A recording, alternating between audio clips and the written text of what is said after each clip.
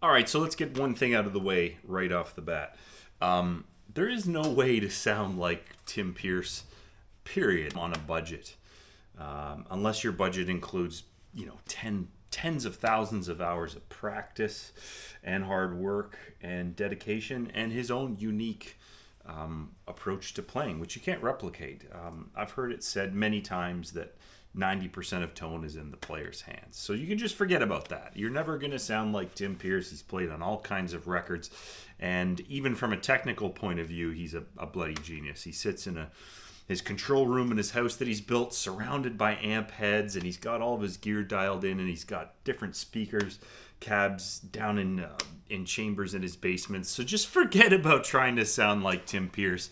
And let's just say that this is a review, an average to mediocre or mediocre to average bald guys playing in a garage around various garden chemicals and paint products and little taps like that. So it's my review of this pedal. And when I bought it, I was impressed with what Tim Pierce had to say about it, full disclosure.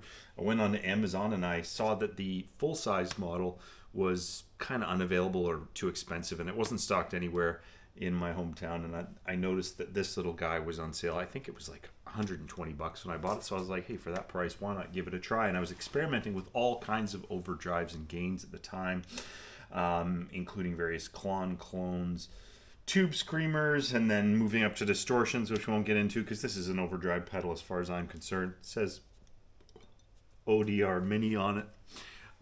And is it a good pedal? Well, my criteria for a good pedal is, does it sound good?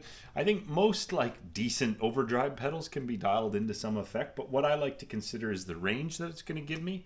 And this thing will give you from a nice kind of bristling, clean, boosted sound up to a harsh, I wouldn't say quite a fuzz thing, but it was definitely like an angry tube screamer vibe.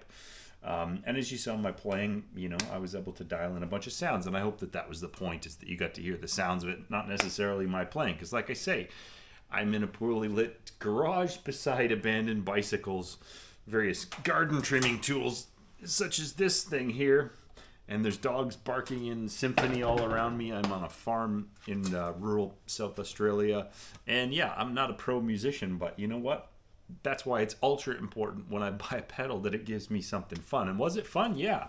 I found that when I was using a little delay pedal and just, doing those little octave chords or fifth chords or whatever they are, where you kind of gap between a bar chord, it sounded kind of cool. It gave me like a bit of a spacey, adventurous tone. So yeah, I like this thing. It'll give you that gritty overdrive sort of thing, which you don't really hear Tim Pierce using a lot. He kind of uses it for a smooth overdrive sound. So like a driven but clean, dirty but clean kind of thing.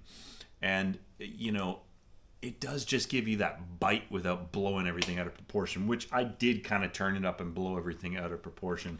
One thing this doesn't really have it, and I did show you that, is it doesn't really have that face melter scream thing going on.